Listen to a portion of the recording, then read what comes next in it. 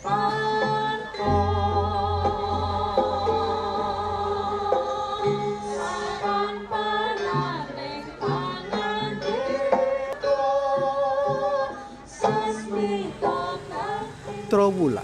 sebuah kecamatan kecil di Kabupaten Mojokerto, Jawa Timur.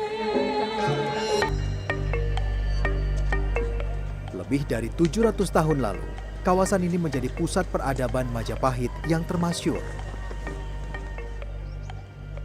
Di saat belahan dunia lain mungkin masih berselimut kegelapan, ibu kota Majapahit, Trowulan, sudah benderang dengan teknologi, budaya, dan militer yang kuat. Kini, berbagai situs peninggalannya masih bisa ditemukan utuh. Warisan berupa penataan kota dan strategi militer Majapahit menjadi inspirasi kehidupan ratusan tahun sesudahnya. Sementara, produk budaya dan sastranya masih lestari hingga hari ini.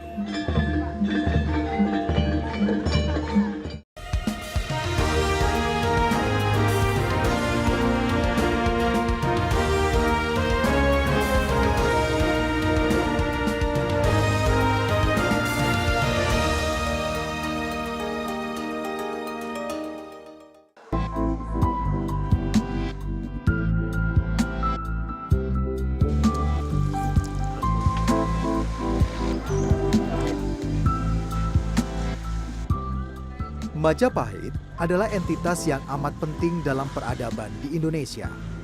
Beragam peninggalan berupa candi dan artefak menunjukkan kebesarannya.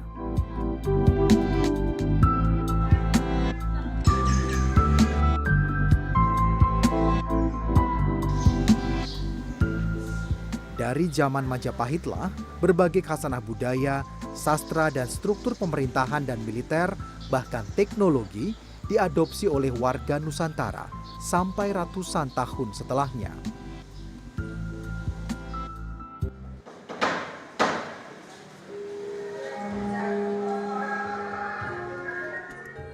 Seperti wayang kulit yang akarnya adalah wayang beber Majapahit. Strategi militer yang dipakai oleh beberapa kerajaan di Jawa hingga Kakawin atau Kitab Sutasoma karangan Empu Prapanca yang menjadi inspirasi bagi perumusan dasar negara Pancasila.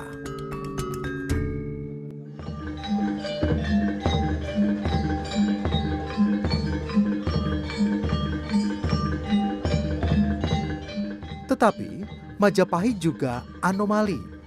Sebuah kerajaan terkaya dan terbesar yang pernah ada di Nusantara, tetapi hanya bertahan tidak lebih dari 2 abad. Berdiri sejak 1293, Majapahit sudah benar-benar runtuh sebelum tahun 1500. Majapahit batal Kuncoro!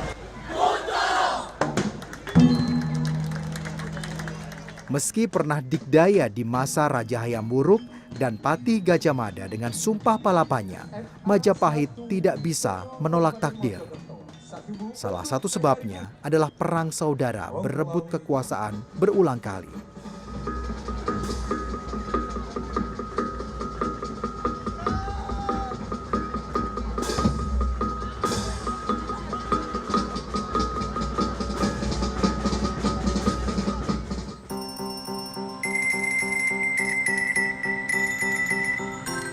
Majapahit yang menjadi besar dalam waktu singkat tidak bisa lepas dari bagaimana Raja pertama, Raden Wijaya, membangun Trowulan sebagai kota raja atau ibu kota.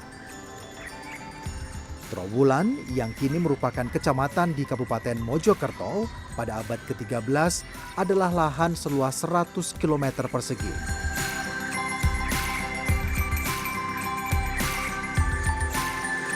Karena memang Trowulan ini merupakan daerah yang sangat strategis, tempatnya di dekat gunung, kemudian juga dari sisi pengairannya, airnya ini sangat berkualitas, sampai saat ini masih cukup bagus sekali air di Trowulan ini. Kemudian jadi sisi tanahnya, tanah Trowulan ini memang sangat subur dan landai gitu. Jadi memang Trowulan ini tempatnya sangat strategis, dekat Sungai Brantas, di mana Sungai Brantas itu juga sebagai sarana transportasi yang sangat besar pada waktu itu dengan adanya pelabuhan Canggu, kemudian juga dibangunlah kanal-kanal ataupun saluran air yang sampai saat ini juga bekas-bekasnya masih bisa kita lihat. Saat itu, di Trowulan dibangun pusat pemerintahan, permukiman, militer, dan pusat peribadatan.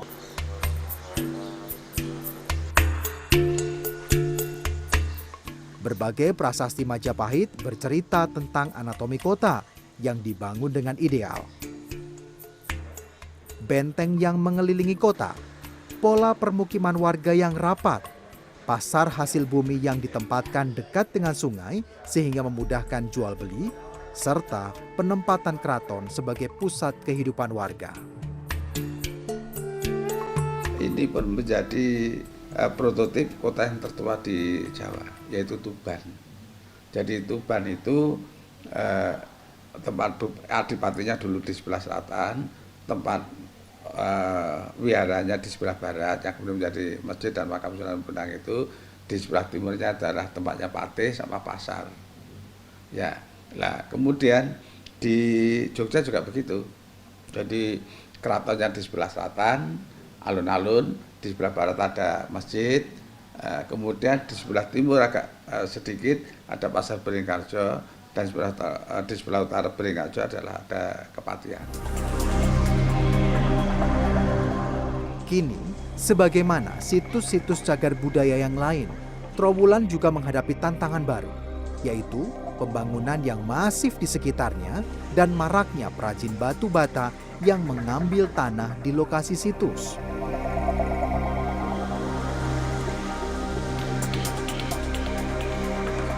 Betul, saya juga merasa khawatir. Saya pernah ke BPCB, ya, pernah ke BPCB itu tanya, Pak, bagaimana karena Trowulan itu kan kawasan cagar budaya nasional, ya sudah di Kemendikbud sana, ya sudah dijadikan kawasan cagar budaya nasional. Kalau tanah itu selalu diambil buat batu bata, kan makin lama makin berkurang. Padahal kita membangun di Trowulan itu berbeda dengan di kecamatan lain. Walaupun kalau kita membangun itu membutuhkan ground check. Ground check itu artinya kita itu melihat sedalam tanah itu lebih kurang dari 5-6 meter di bawah itu ada apa. Mungkin ada situs atau ada apa itu karena kawasan cagar budaya nasional, Mas. Kini, Trowulan menunggu status situs warisan dunia UNESCO setelah didaftarkan pada 2014.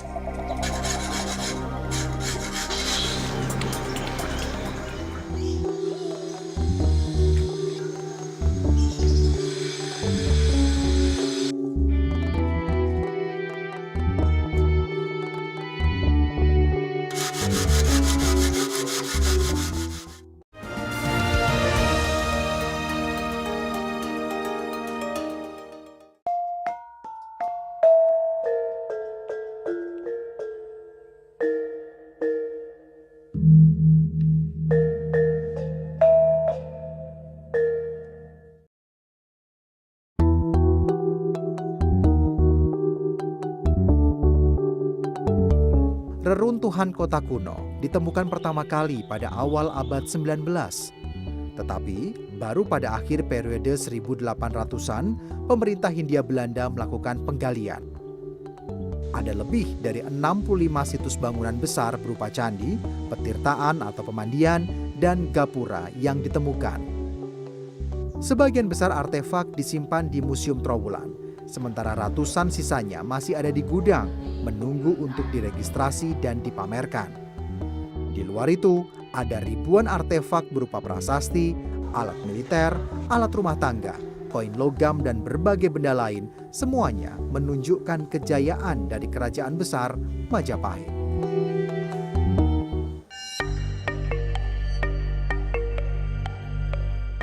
Semua situs berupa candi, Pintu gerbang, petirtaan, maupun gapura yang ditemukan terbuat dari batu bata merah. Termasuk kolam Segaran, sebuah telaga buatan tahun 1300-an yang masih utuh, juga dibuat dari batu bata merah. Dari 65 situs, setidaknya ada 2 temuan yang dianggap penting. Pertama adalah Candi Brahu. Sampai sekarang, candi ini adalah satu dari 2 candi Majapahit yang bercorak Buddha. Sementara, candi-candi lainnya bercorak Hindu. Ini menguatkan dugaan adanya 2 agama besar, Hindu dan Buddha, di masa itu. Situs penting kedua adalah Candi Tikus. Candi ini sebenarnya adalah pemandian bagi putri bangsawan di abad 14. Selain itu, fungsi utamanya adalah pusat pengairan ke sawah sekitar. Sistem pengairannya pun memakai teknologi yang mirip dengan zaman sekarang. Candi Tikus memang mempunyai teknologi yang sudah bisa dikatakan maju dengan sistem perairan yang sudah sangat bagus. Di situ ada beberapa pancuran air yang airnya itu bersumber dari sebuah wilayah yang tempatnya lebih tinggi daripada pancuran itu, sehingga air itu disalurkan ke beberapa pancuran. Sejak ditetapkan sebagai situs cagar budaya nasional pada 2012, kepemilikan dan pemugaran semua situs di Trowulan ditangani oleh Balai Pelestarian Cagar Budaya Jawa Timur. Sesuai kaidah, pemugaran tidak hanya sekedar mengupayakan situs tersebut tetap berdiri kokoh, tetapi juga membuatnya sesuai dengan kondisi asli. Tidak heran jika satu pemugaran situs kecil butuh waktu bertahun-tahun, seperti halnya situs Candi Dermo di Sidoarjo. Saat ini restorasi Candi Dermo ini sudah mencapai sekitar 80% dari total semua pekerjaan dan sudah mencapai pada titik yang tertinggi di candi ini sekitar 12 hingga 13 meter dari bawah atau dari permukaan candi. Nah, tidak ada temuan ataupun temuan dari benda-benda arkeologis berupa prasasti mungkin atau arca yang menggambarkan atau menunjukkan berapa umur atau kapan candi ini mulai dibangun. Tetapi berdasarkan struktur bebatuan atau perkiraan secara geologis, para ahli memperkirakan bangunan ini kemungkinan besar dibangun pada sekitar pertengahan 1400-an hingga akhir 1400-an. Berbeda dengan kerajaan-kerajaan Nusantara masa lampau, Majapahit memberi perlindungan terhadap pemeluk agama di luar agama Hindu sebagai agama resmi. Meski didominasi Hindu dan Buddha, komunitas Islam diberi fasilitas dan dibiarkan berkembang. Ini dibuktikan dengan ditemukannya makam Islam bertarikh 1349 di Troloyo, Trowulan. Dari sisi sosial budaya, peradaban Majapahit bisa jadi adalah wajah Indonesia di masa lampau. Pluralisme Indonesia sudah menjadi nafas sejak zaman Majapahit. Meski perang saudara kerap terjadi, semua bukti sejarah tidak mencatat satupun perang atau invasi yang berhubungan dengan agama. Selain agama utama yaitu agama Hindu, juga ada agama Buddha, ada bahkan agama Islam pun sudah ada. Hal ini dibuktikan dengan adanya temuan makam 7 yang ada di Troloyo. Jadi makam yang ada di Troloyo ini yang kita sebut dengan makam 7 karena memang jumlahnya 7. Nisan-nisan yang ada di makam 7 ini ada 2 sisi, yang satu sisinya itu ada lambangnya Surya Majapahit dan yang satu sisinya adalah mencerminkan bahwa itu adalah agama Islam. Terbukti ada tulisan-tulisannya Arab, kemudian juga ada angka tahunnya.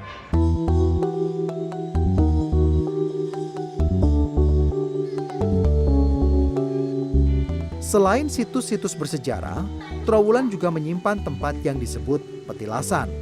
Tempat ini dipercaya warga sekitar memiliki kaitan mistis dan magis dari para tokoh Majapahit. Dulu ya tempat itu dulu tempatnya Prabu Hayam Majapahit. Iya. Terus kemudian Dikasih makam biar orang tidak salah persepsi. Ini banyak ya orang yang kesini ya. Ya banyak, terutama orang pejabat-pejabat sering ke sini. Apa yang nggak pernah di sini Pak? Ya minta doa gitu. Di mana biasanya mereka doanya? Di dalam makam. Siapa aja? Seperti mantan Presiden Pak SBY kemarin ke sini. Sama calon-calon apa saja gitu loh. Oke. Iya. Jadi para orang-orang yang ingin mencalonkan jabatan politik biasanya ke sini dulu. Iya, kebanyakan begini. Iya. Terus mereka berdoa di dalam. Iya. Berapa lama biasanya mereka? Enggak paling lama 15 menit.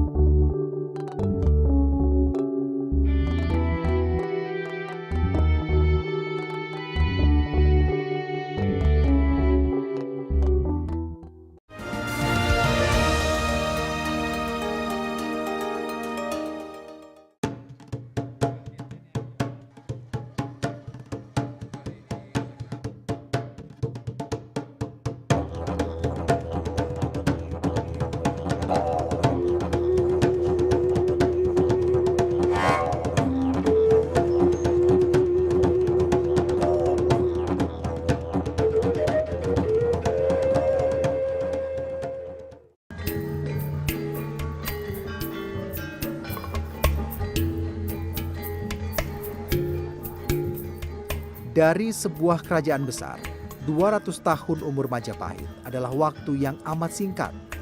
Meski begitu, torehannya melampaui semua kejayaan yang pernah dicapai kerajaan manapun di Nusantara. Lewat Sumpah Palapa oleh Mahapatih Gajah Mada pada 1334, pengaruh Majapahit menyeruak dari Maluku, Sumatera, hingga sebagian Asia Tenggara yang ditaklukkannya.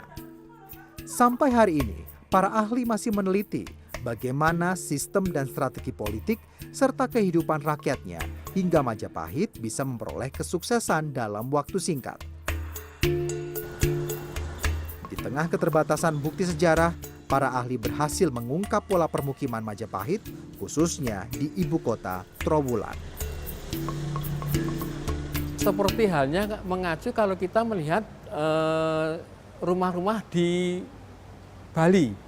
Jadi memang satu komplek itu terdiri dari beberapa bangunan, ada bangunannya tempat tamunya, tempat tidurnya, kemudian tempat dapurnya, dan itu dipagari dengan satu keliling pagar.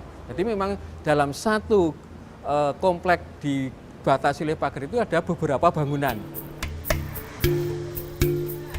Mereka juga merekonstruksi rumah penduduk di zaman Majapahit.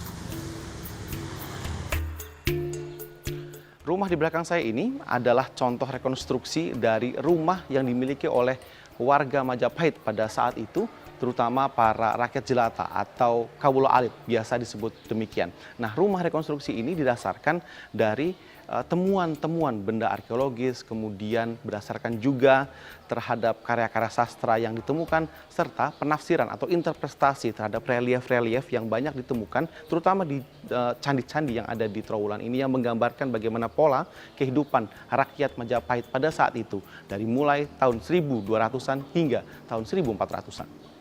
Ya, secara arsitektur sebenarnya rumah Majapahit adalah fungsinya adalah digunakan hanya sebagai tempat orang melakukan aktivitas untuk tidur ataupun berkumpul saja bersama keluarga kecilnya, sehingga ruangannya sendiri hanya terbagi dalam satu sekat saja yang kemudian diisi oleh satu balai yang biasanya digunakan untuk tidur, ataupun kemudian ada satu lagi tambahan, satu balai yang misalnya digunakan sebagai anaknya dari keluarga yang tinggal di sini untuk juga tidur. Nah, jadi memang sangat sederhana sekali. Demikian juga dengan bangunannya. Struktur bangunannya sendiri ini ditopang oleh batu bata. Di sini ada semen ya, tetapi pada abad ke-13 yang lalu semua orang di Majapahit tentu tidak mengenal semen dan menggunakan sistem perekatnya dengan cara yang sangat tradisional, yaitu digosok sampai panas dengan disirami air, kemudian itu melekat secara sempurna. Kayunya untuk bahan rumah juga biasanya adalah kayu jati jika si pemilik rumah memiliki harta yang cukup banyak. Tetapi jika tidak, maka kayu-kayu apa saja juga bisa digunakan. Nah, yang paling sederhana tentu saja adalah bagaimana mereka tidak menggunakan paku sama sekali, karena belum ditemukan paku pada saat itu, tetapi mereka menggunakan dengan sistem ikat. Ini adalah serat bambu yang diikat secara kuat sehingga bisa menempelkan atau mengikat dengan kuat pula batang-batang kayu yang biasanya digunakan sebagai atap. Demikian juga karena tidak ada paku, mereka membuat sistem pasak semacam ini. Ini nyaris fungsinya adalah seperti paku, dibuat mengunci bagian luar, kayu bagian luar dengan kayu bagian dalam sehingga membuat struktur bangunan ini menjadi semakin kuat.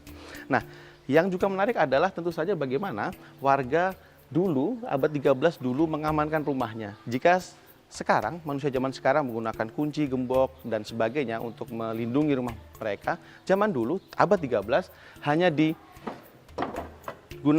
seperti pasak, begitu, kemudian dikunci dengan kayu, dan itu cukup dirasa aman untuk membuat rumahnya tidak dimasuki oleh orang-orang yang tidak berkepentingan. Karena rumah ini sendiri hanya bersekat satu saja, tidak ada sekat-sekat lain, maka semua kegiatan outdoor, kegiatan misalnya seperti memasak, lalu juga mandi, ini dilakukan di luar rumah. Memasak misalnya, di situ ada sebuah tungku yang dibuat dari batu bata, tentu saja, yang diletakkan di belakang rumah, dan di sebelahnya ada gentong begitu yang digunakan untuk menyimpan air ataupun untuk memasak nantinya di tungku yang sudah disediakan. Sementara jika ingin mandi atau mencuci, biasanya mereka membangun satu bilik kecil begitu di belakang rumah yang kemudian diisi dengan gentong dan air untuk melakukan aktivitas tersebut. Tetapi paling praktisnya biasanya warga Majapahit pada saat itu melakukan aktivitas mencuci ataupun mandi itu di sungai yang tidak jauh dari lokasi tempat mereka tinggal. Rekonstruksi rumah penduduk Majapahit ini kemudian dikembangkan menjadi konsep wisata. Tahun 2014, pemerintah Jawa Timur membiayai pemugaran 175 rumah warga Trowulan agar lebih bernuansa kuno. Karena kepentingannya adalah pariwisata, maka prioritasnya adalah rumah-rumah warga yang berada di jalan-jalan utama di 3 desa, Bejijong, Jatipasar, dan Sentonorjo. Rumah model Majapahit dibangun di sisa lahan di depan rumah warga yang ukurannya mengikuti rumah induk. Agar detail rumah benar-benar sesuai dengan zaman Majapahit, semua pengerjaan dilakukan di bawah supervisi Balai Pelestarian Cagar Budaya Jawa Timur. Desain rumah bersumber pada Kitab Negara Kertagama dan relief di beberapa candi yang menggambarkan kondisi perumahan waktu itu.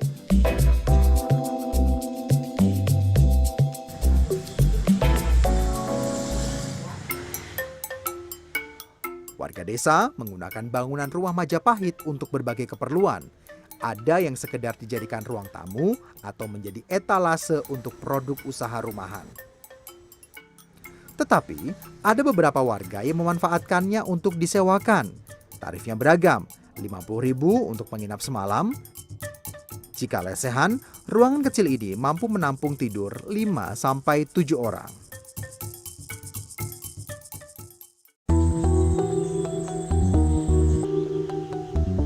Upaya pengembangan kawasan Trowulan adalah untuk menjadikannya sebagai lokasi cagar budaya, wisata religi, dan edukasi. Wisata Trowulan lebih membutuhkan keaslian, lokasi-lokasi yang otentik, dan yang berhubungan dengan riwayat Majapahit. Beberapa sudah dimulai, seperti pembangunan patung Buddha tidur terbesar ketiga di dunia oleh swasta. Ini untuk menandakan Trowulan juga pernah menjadi pusat peradaban Buddha di abad 13 hingga 15. Salah satu yang juga tengah dikembangkan adalah batik Majapahit. Pembatikan diyakini para ahli sudah dilakukan sejak Majapahit diperintah Wikrawardhana pada 1399. Tetapi memang penemuan bukti sejarah yang mengulas batik Majapahit masih sedikit. Pegiat batik di Trowulan menginterpretasikan motifnya dengan mengikuti logo Surya Majapahit yang merupakan lambang kerajaan Majapahit. Meski masih terbatas, batik Majapahit cukup memberi keuntungan bagi pembuatnya. Untuk sementara ini pesanan Mas, tapi tamu-tamu juga kita kalau melihat, kalau mersani ada batik setengah mateng, nanti kalau beliaunya itu pengen atau berkenan, saya disuruh meneruskan dan disuruh mengirim ke dalamnya gitu.